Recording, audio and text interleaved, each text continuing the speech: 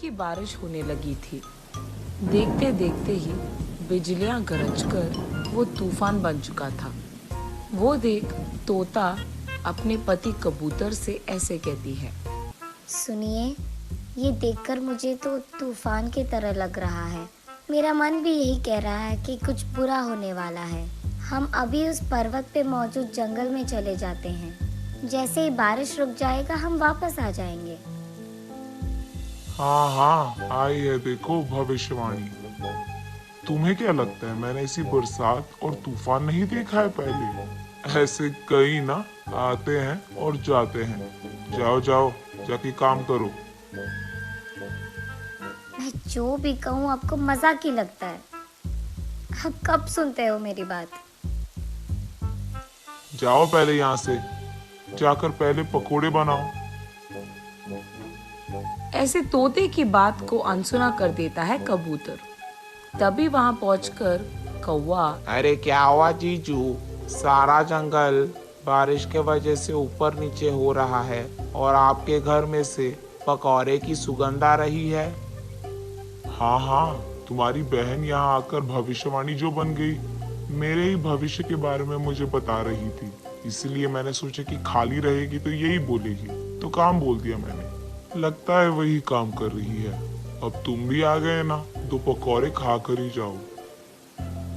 अरे हाँ हाँ, जीजू कह रहे हैं तो अभी रुकना ही पड़ेगा ना, खा कर ही जाऊंगा।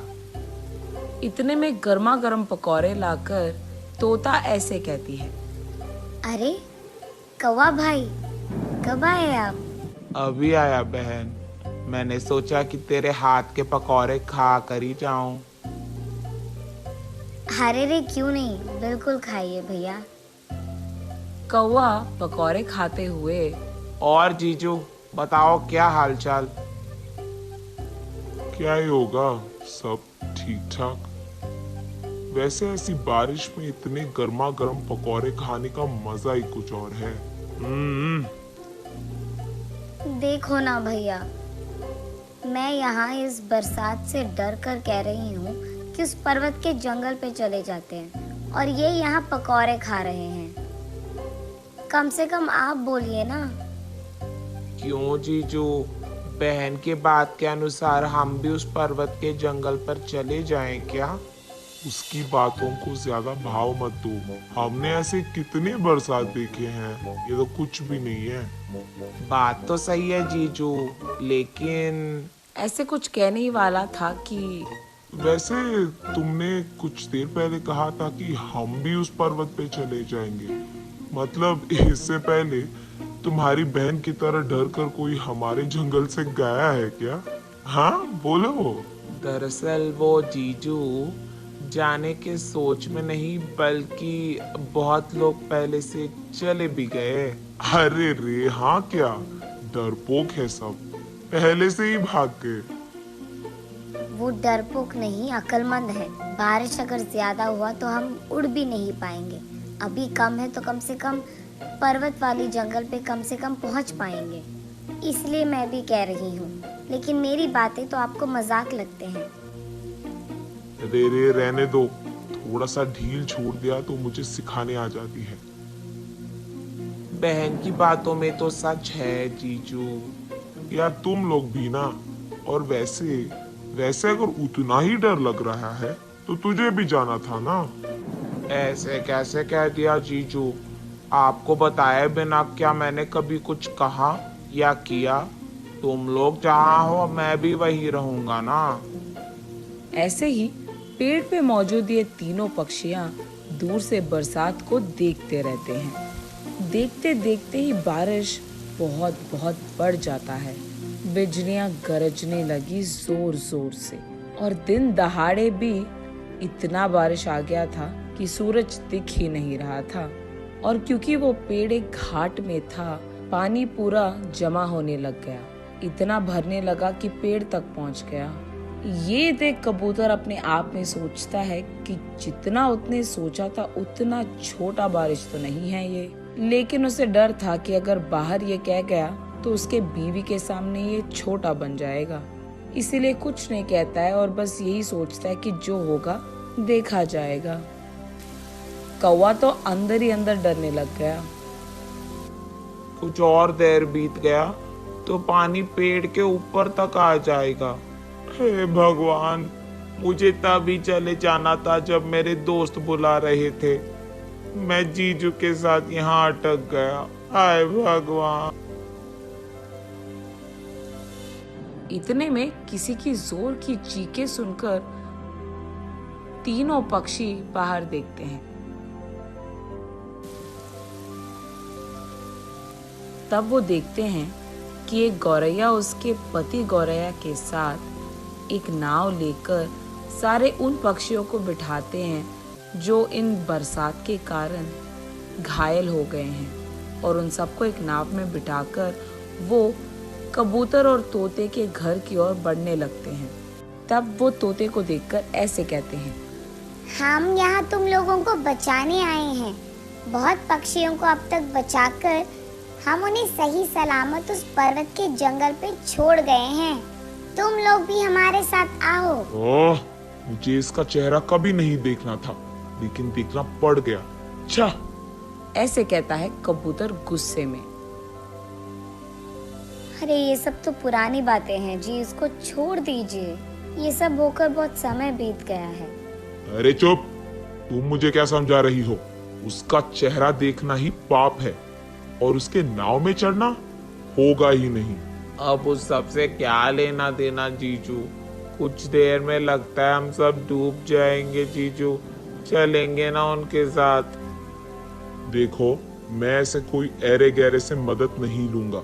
अगर जाना है तो तुम दोनों चले जाओ, मैं तो यही रहूंगा।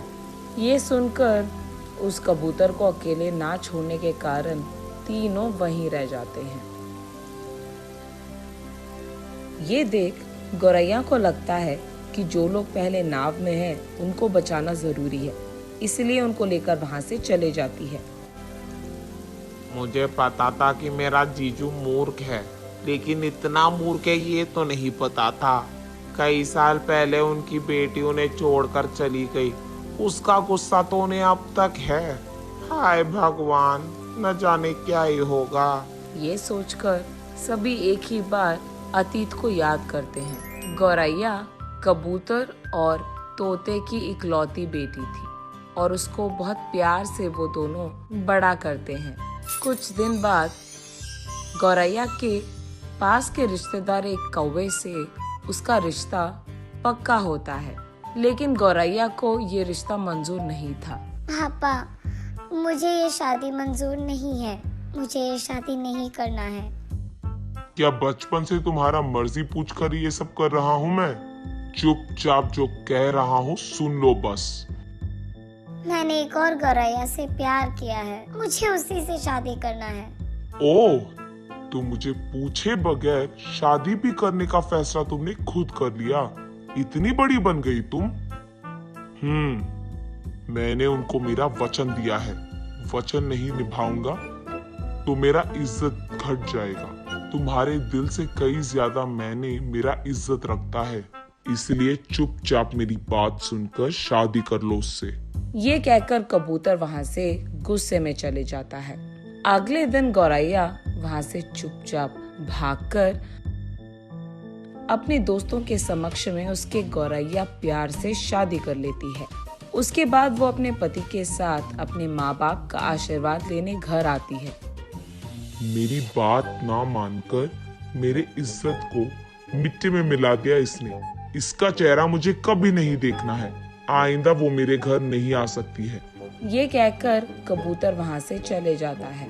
उसके बाद वो गौरैया अपने प्यार के साथ पर्वत पे मौजूद जंगल में बच्चों के साथ खुश रहती है। ऐसे वो बारिश में अपने पति के साथ नीचे घाट वाले जंगल में अटके पक्षियों को बचाने नाव लेकर आती है, और ऐसे ही उसके घर तक जाती है। उसे पता था कि उसके माँ बाप नहीं आएंगे, इसलिए वहां से चले जाती है। वो उन सारे पक्षियों को पर्वत के जंगल पर पहुंचाने के बाद उसे लगता है कि उसे एक और बार अपने माँ बाप के पास जाकर उन्हें बचाने की कोशिश करना होगा, इसलिए वो वहां नाव लेकर आके उसके माँ को पुकारती है। तब तोता कौवा भैया, चलो हम यहाँ से चले जाते हैं। उन्हें अगर नहीं आना है तो रहने दो, उनको यहाँ पे मरना है तो मरने दो। ये कहकर कौवा और तोता दोनों नाव में बैठ जाते हैं। नाव में बैठकर सभी उनका थोड़ा इंतजार करते हैं। तब क्योंकि ये कबूतर और कुछ कर नहीं पाता, वो आकर नाव में बैठ जाता है। तब वो सब गरजते हुए बरसते हुए उस बारिश में उस पर्वत के जंगल तक पहुंचते हैं। सभी उस गौरैया के घर में जाकर खाना खा के आराम करते हैं। तोता अपनी बेटी को प्यार से गले लगाकर, आज तुमने इतने लोगों का जान बचाया है बेटी, हमेशा खुश रहो।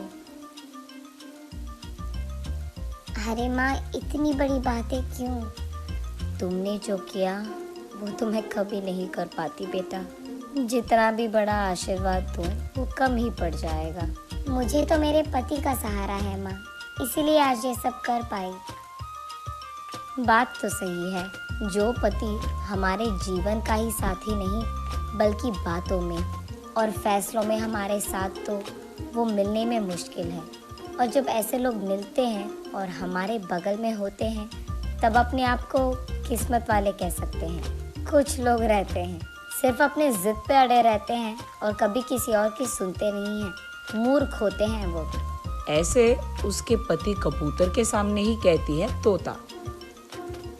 जीजू की सही टक्कर है मेरी बहन। तब सब बारिश कम होने तक वही गौरैया के घर पे आराम करते रहते हैं।